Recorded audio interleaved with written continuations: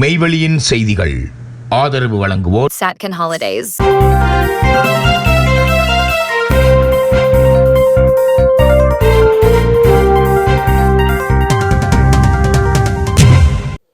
வணக்கம். மெய்வெளியின் செய்திகள் வாசித்தளிப்பவர் சிவசம்பு பரிமேலழகர். முதலில் இலங்கை செய்திகள்.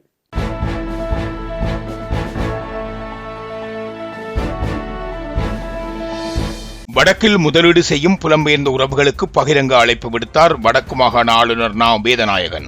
அரசு தனியார் கூட்டு பங்காண்மை மூலமாக முதலீடுகளை ஈர்த்து பரந்தன் ரசாயன தொழிற்சாலை முழுமையாக இயக்கப்பட உள்ளதால் புலம்பெயர்ந்து வாழும் எமது உறவுகள் இவ்வாறான நிலையான உற்பத்திகளில் முதலீடு செய்ய முன்வர வேண்டும். இது உங்களுக்கான மிக சிறந்ததொரு வாய்ப்பாகும் என வடக்கு மாகாண ஆளுநர் நா. வேதநாயகன் அழைப்பு விடுத்துள்ளார். போர்ச்சூழல் காரணமாக 1985 ஆண்டு மூடப்பட்ட பரந்தன் ரசாயன தொழிற்சாலை மீள ஆரம்பிப்பதற்காக அரசாங்கத்தால் முதற்கட்டமாக 500 மில்லியன் ரூபாய் நிதி ஒதுக்கீடு செய்யப்பட்டுள்ளது. இந்நிதியின் மூலம் 9 மாதங்களில் அடிப்படை உட்கட்டுமானங்கள் அமைக்கப்பட உள்ளதுடன் சுமார் 6.3 பில்லியன் ரூபாய் முதலீட்டில் அரச தனியார் கூட்டு பங்காண்மை மூலம் 30 மாதங்களில் இத்தொழிற்சாலை முழுமையாக நிறுவப்பட எதிர்பார்க்கப்படுகின்றது. இதற்கான அடிக்கல் நடுகை நிகழ்வு பரந்தன் ரசாயன தொழிற்சாலை வளாகத்தில் இன்று மாலை நடைபெற்றமை குறிப்பிடத்தக்கது. தேர்தல் முறைமை மறுசீரமைக்கப்பட வேண்டும் என்பதற்காக தேர்தலை இழுத்தடிப்பது ஏற்றுக்கொள்ள முடியாதது. எம். ஏ. சுமந்திரன் குற்றச்சாட்டு. மாகாண சபை தேர்தல் முறைமை மறுசீரமைக்கப்பட வேண்டும் என்பதற்காக தேர்தலையே நடத்தாமல் இருப்பது ஏற்றுக்கொள்ள முடியாது. எனவே இருக்கின்ற முறையில் தேர்தல் உரிய காலத்தில் நடத்தப்பட வேண்டும் என்று இலங்கை தமிழரசு கட்சியின் பொதுச் செயலாளர் எம். ஏ. சுமந்திரன் தெரிவித்துள்ளார். இலங்கை தமிழரசு கட்சி மற்றும் ஜனநாயக தமிழ் தேசிய கூட்டணி ஆகிய கட்சிகள் நேற்று யாழில் சந்தித்து பேசிய நிலையில் குறித்த விடயத்தை எம். ஏ. சுமந்திரன் குறிப்பிட்டார். அரசியலமைப்பு விவகாரம் சம்பந்தமாக அரசாங்கம் எடுத்திருக்கின்ற நடவடிக்கைகள் எடுக்காமல் இருக்கின்ற நடவடிக்கைகள் சம்பந்தமாக பேசியிருக்கின்றோம். அண்மை காலமாக சில ஆயத்தங்கள் செய்வதாக அரசாங்கம் கூறி வருகின்றது. எவ்வளவு தூரத்திற்கு அது உண்மையானது என்பது தெரியவில்லை. இந்த நிலையில் தமிழ் மக்களுடைய அபிலாஷைகளை பிரதிபலிக்கக்கூடிய ஒரு ஆவணம் ஒன்றை தயாரிக்கலாம் என நாங்கள் முடிவெடுத்திருக்கின்றோம். இது சம்பந்தமாக எங்கள் 2 கட்சிகளும் இணைந்து இந்த முயற்சியிலேயே ஈடுபட போகின்றது. இதன் பொழுது தமிழ் தேசிய பரப்பில் இயங்கும் ஏனைய தரப்புகளும் எங்களுடன் இணைந்து செயலாற்ற வேண்டும் என விரும்புகின்றோம் எனவும் மேலும் சுமந்திரன் சுட்டிக்காட்டியுள்ளார். தமிழ் தேசத்தினுடைய நிலைப்பாடு என்ன என்பது குறித்து ஒருமித்த நிலைப்பாட்டை வெளிப்படுத்துவது காலத்தின் தேவையாக இருக்கின்றது. மாகாண சபை தேர்தல் பிற்போடப்படுவது சம்பந்தமாக நாங்கள் ஆராய்ந்தோம். மாகாண சபைகள் இயங்காமல் இருப்பது எங்களுக்கு பெரிய பாதிப்பை ஏற்படுத்தி இருக்கின்றது. தமிழ் தேசிய பிரச்சனைக்கு தீர்வாகவே மாகாண சபை முறைமை கொண்டு வரப்பட்டது. அது முழுமையாக தீர்வு அல்ல, நாங்கள் ஏற்றுக்கொண்ட தீர்வும் அல்ல. அது பல குறைபாடுகளோடு இயங்கினாலும் 7-8 வருடங்களாவது அது இயங்காமல் இருந்து வருகின்றது.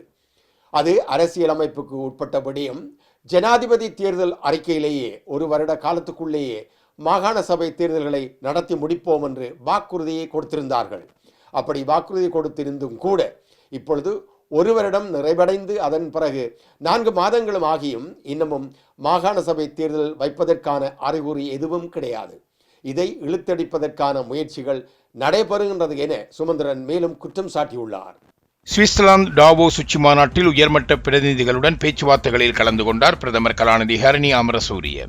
பொருளாதார மன்றத்தின் உயர்மட்ட பிரதிநிதிகளுடன் இருதரப்பு பேச்சுவார்த்தைகளில் கலந்து கொண்டார். சுவிட்சர்லாந்தின் டாவோஸ் குளோஸ்டஸ் நகரில் ஜனவரி 20 நடைபெற்ற உலக பொருளாதார மன்றத்தின் 56வது வருடாந்த கூட்டத்தில் கலந்து கொண்ட பிரதம மந்திரி கலாநிதி ஹரணி அமரசூரிய உலக பொருளாதார மன்றத்தின் உயர்மட்ட பிரதிநிதிகளுடன் இருதரப்பு பேச்சுவார்த்தைகளில் கலந்து கொண்டார். இதன்போது சர்வதேச பங்காளிகளுக்கான ஐரோப்பிய ஒன்றியத்தின் ஆணையாளர் ஜோசப் சிகேலாவுடன் இருதரப்பு பேச்சுவார்த்தைகளில் ஈடுபட்ட பிரதம மந்திரி இலங்கை மற்றும் ஐரோப்பிய ஒன்றியத்திற்கு இடையிலான ஒத்துழைப்பு பற்றியும் பலப்படுத்தி இருதரப்பு பங்களிப்பை முன்னெடுத்து செல்வது குறித்து கவனம் செலுத்தியுள்ளனர். அதனைத் தொடர்ந்து பிரதமர் உலக பொருளாதார மன்ற மாநாட்டு மையத்தில் ஆசிய அபிவிருத்தி வங்கியின் பணிப்பாளர் சபை தலைவர் மசோடோ காண்டோவை சந்தித்தார். இதன்போது இலங்கைக்கும் ஆசிய அபிவிருத்தி வங்கிக்கும் இடையிலான உறவு மற்றும் எதிர்கால ஒத்துழைப்பை பலப்படுத்துவது குறித்து கலந்துரையாடப்பட்டது. அத்தோடு மென்சிஸ் விமான சேவை நிறுவனத்தின் தலைவர் உசன் எல் ஹரியுனுடனான சந்திப்பின் போது பிரதம மந்திரி விமான போக்குவரத்து சேவைகள் தொடர்பான விடயங்கள் குறித்து கலந்துரையாடியுள்ளார். உலக பொருளாதார மன்றத்தின் கூட்டங்களுக்கு இணையாக டாவோஸ் பிஸ் புயினில் அமைந்துள்ள யூரோ நியூஸ் ஹப் இல் நடைபெற்ற உலகளாவிய சுற்றுலா மன்றத்தின் உயர்மட்ட கலந்துரையாடலிலும் பிரதம மந்திரி பங்கு பற்றினார். பிரதமருடன் தொழில் அமைச்சரும் நிதி திட்டமிடல் பிரதி அமைச்சருமான கலாநிதி அனில் ஜெயந்தவும் இக்கலந்துரையாடல்களில் பங்கேற்றிருந்தார். மகா சங்கத்தினருடன் இணைந்து பௌத்த மதத்தை பாதுகாப்பது அனைத்து கட்சிகளினதும் கடமை. ரணில் விக்ரமசிங்க கருத்து. நாட்டின் ஆட்சியாளர்கள் பௌத்த மதத்தை பாதுகாக்க கடமைப்பட்டுள்ளதாக முன்னாள் ஜனாதிபதி ரணில் விக்ரமசிங்க தெரிவித்துள்ளார். அந்நியர் ஆட்சி காலத்தில் கூட பௌத்த மதத்தை பாதுகாப்பதற்கு நடவடிக்கைகள் எடுக்கப்பட்டிருந்த பின்னணியில் தற்போதைய ஆட்சியாளர்கள் அப்பொறுப்பிலிருந்து விலகிக் கொள்ள முடியாது என அவர் மேலும் சுட்டிக்காட்டியுள்ளார். காலி பிரதேசத்தில் நடைபெற்ற சமய நிகழ்வொன்றில் கலந்து கொண்ட உரையாற்றிய போதே ரணில் விக்ரமசிங்க இந்த கருத்துக்களை வெளியிட்டுள்ளார். விகாரைகள் மற்றும் தேவாலயங்கள் சட்டம் நிறைவேற்றப்பட்டுள்ளது. அதற்கமைய விகாரைகளுக்கு சொந்தமானவை விகாரைகளுக்கும், தேவாலயங்களுக்கு சொந்தமானவை தேவாலயங்களுக்கும் உரியனவாகும். நாம் வழங்கும் தங்க நகைகள் அனைத்தும் விகாரைகளுக்கோ அல்லது தேவாலயங்களுக்கோ சொந்தமானவை. அவற்றில் கை வைக்க சென்று நாட்டுக்கு என்ன நடக்கும் என்று எனக்கு தெரியாது. 1815ஆம் ஆண்டு இங்கிலாந்தின் 3ஆம் ஜோர்ஜ் மன்னர் பௌத்த மதத்தை பாதுகாப்பதாக பொறுப்பேற்றிருந்தார். இதை ஏற்றுக்கொண்டு மகா சங்கத்தினருடன் இணைந்து இதனை பாதுகாப்பது அனைத்து கட்சிகளினதும் கடமையாகும் என்றும் அவர் மேலும் குறிப்பிட்டுள்ளார். கல்வி மறுசீரமைப்பு முயற்சிகளை முழுமையாக ஆதரிப்பதாக யாழ்ப்பாண கல்வி சமூகம் அறிவிப்பு. பிரதம மந்திரி ஹரிணி அமரசூரிய மீதான விமர்சன தாக்குதல்களை கண்டிக்கும் அதேவேளை அவரினால் மேற்கொள்ளப்படவுள்ள கல்வி மறுசீரமைப்பு முயற்சிகளை முழுமையாக ஆதரிப்பதாக யாழ்ப்பாண கல்வி சமூகம் அறிவித்துள்ளது.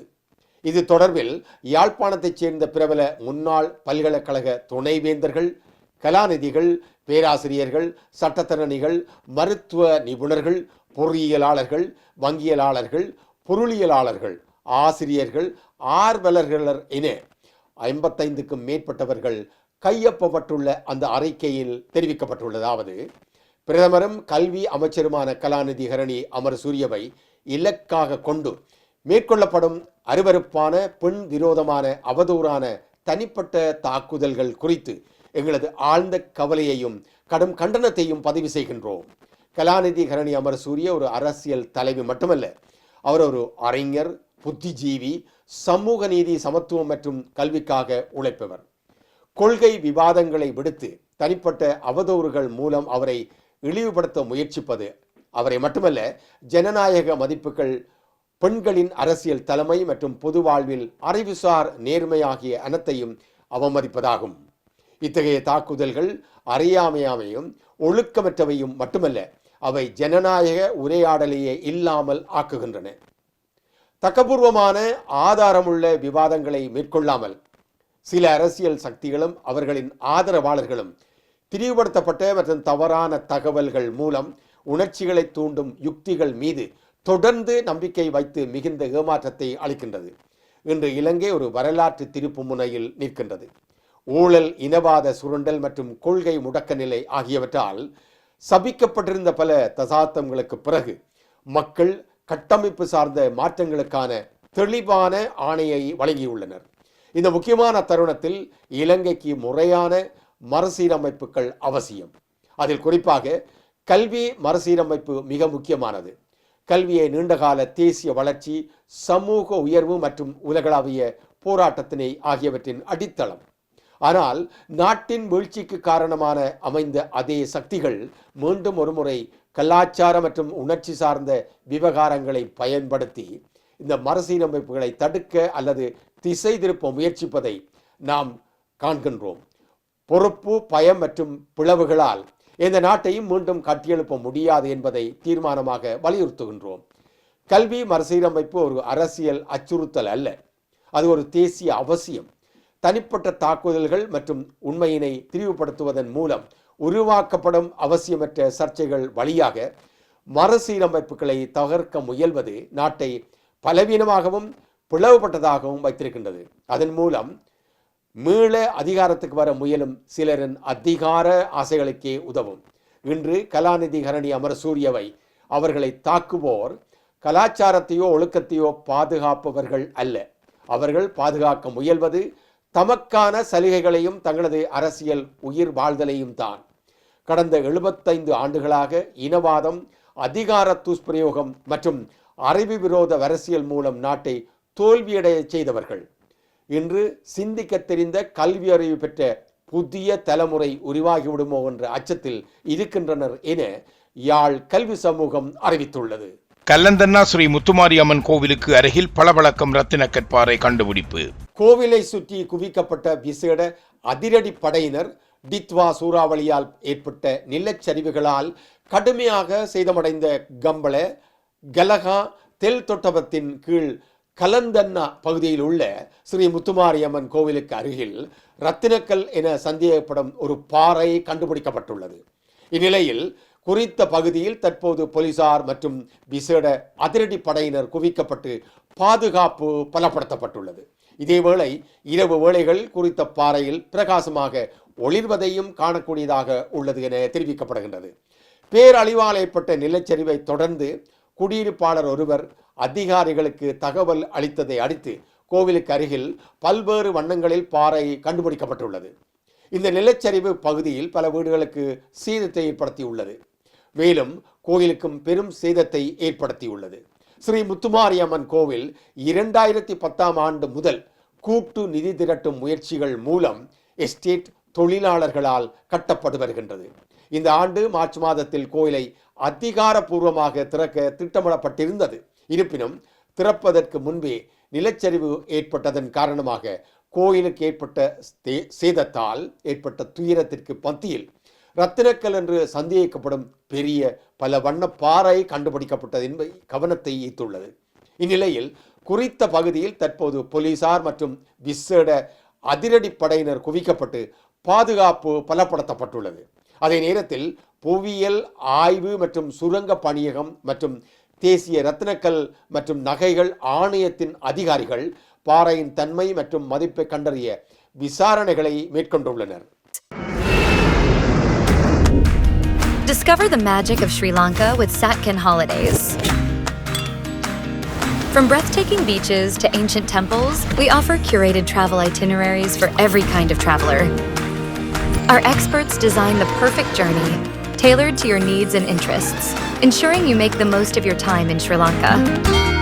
Experience Sri Lanka's vibrant culture, pristine nature, and world-class hospitality with Satkin Holidays. Book your unforgettable adventure today with Satkin Holidays.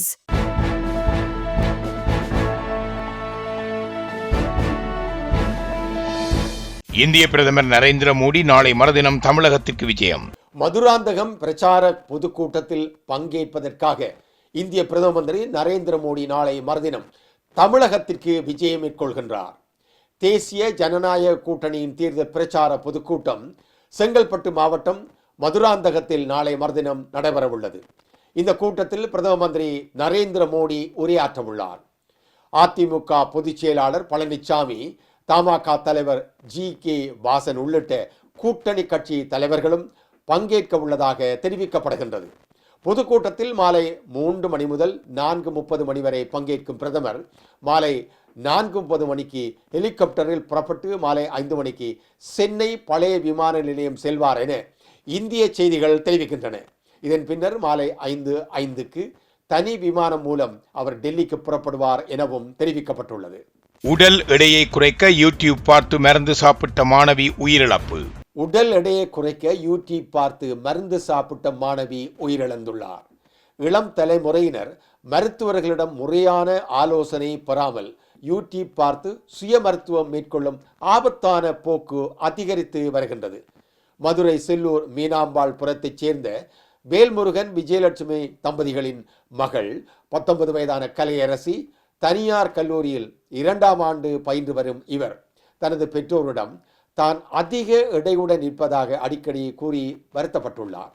அதெல்லாம் ஒன்றும் இல்லை என அவரது பெற்றோர்கள் ஆறுதல் கூறிய போதிலும் இதனை அடுத்து யூடியூப்பில் எடை குறைப்பு தொடர்பான வீடியோக்களை பார்த்த கலையரசி அதில் கூறியபடி நாட்டு மருந்து கடைக்கு சென்று வெண்காரம் என்பதை வாங்கி சாப்பிட்டுள்ளார். வெண்காரம் என்பது வெண்மை நிறத்தில் துவர்க்கும் தன்மை கொண்ட ஒரு உப்பு பொருளாகும். இது சோப்பு, சலவை, சோடா தயாரிக்க பயன்படுத்தப்படுகின்றது. அதை சாப்பிட்ட பின்னர் அவருக்கு வாந்தி மற்றும் வயிற்றுப்போக்கு ஏற்பட்டுள்ளது. உடனடியாக தனியார் மருத்துவமனைக்கு அழைத்துச் சென்று முதலுதவி சிகிச்சை மேற்கொள்ளப்பட்டுள்ளது. சிகிச்சை முடிந்து வீட்டுக்கு வந்த பின்னரும் அவருக்கு கடுமையான வயிற்று வலி மற்றும் வயிற்றுப்போக்கின் போது ரத்தம் வெளியேறுவதாக தந்தையிடம் கூறி அழுதுள்ளார். இதனை அடுத்து உடனடியாக மதுரை ராஜாஜி அரசு மருத்துவமனைக்கு அழைத்துச் சென்றுள்ளனர். மாணவியை பரிசோதித்த மருத்துவர்கள் அவர் ஏற்கனவே உயிரிழந்து விட்டதாக தெரிவித்துள்ளனர். இது தொடர்பாக மாணவியின் தந்தை அளித்த புகாரின் அடிப்படையில் சில்லூர் காவல்துறையினர் வழக்கு பதிவு செய்து விசாரணைகளை மேற்கொண்டு வருகின்றனர். செய்திகளில் தொடர்வன உலகச் செய்திகள்.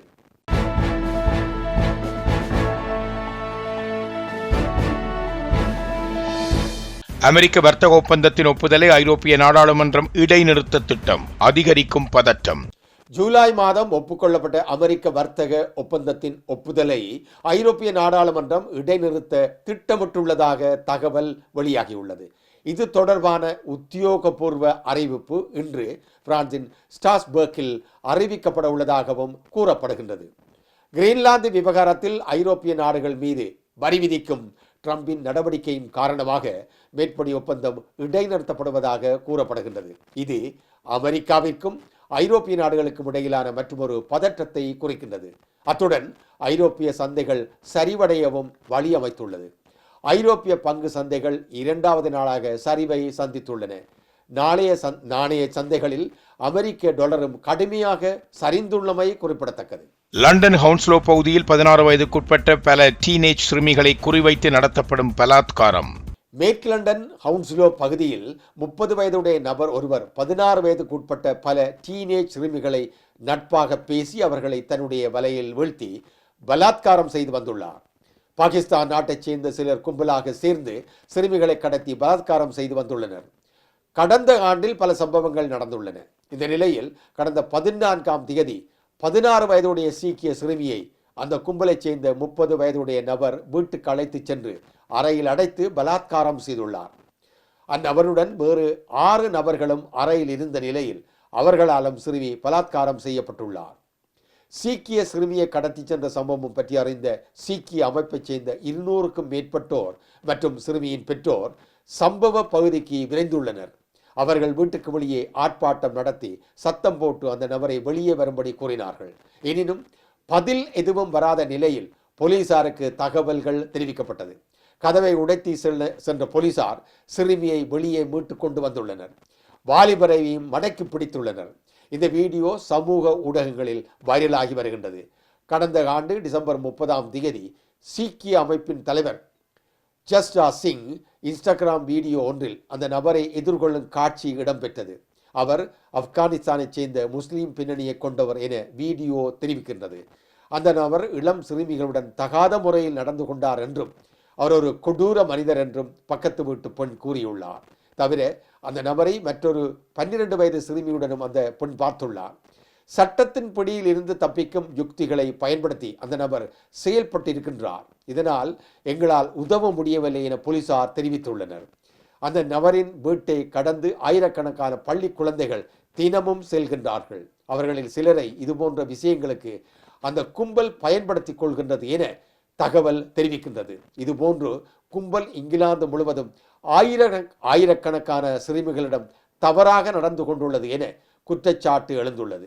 இது பற்றி தேசிய அளவில் விசாரணை நடத்தப்படும் என இங்கிலாந்து பிரதமர் கியர் ஸ்டார்மர் கடந்த ஜூனில் அறிவிப்பு வெளியிட்டிருந்தது குறிப்பிடத்தக்கது. இத்துடன் மெய்வழியின் செய்திகள் நிறைவு பெற்றன. தொடர்ந்தும் மெய்வழியின் மேலதிக செய்திகளை பார்வையிட www.மெய்வழி.com என்ற இணையதளத்தை பார்வையிடுங்கள். மேலும் மெய்வழி ஆப்பையும் பதிவிறக்கம் செய்து கொள்ளுங்கள். வணக்கம்.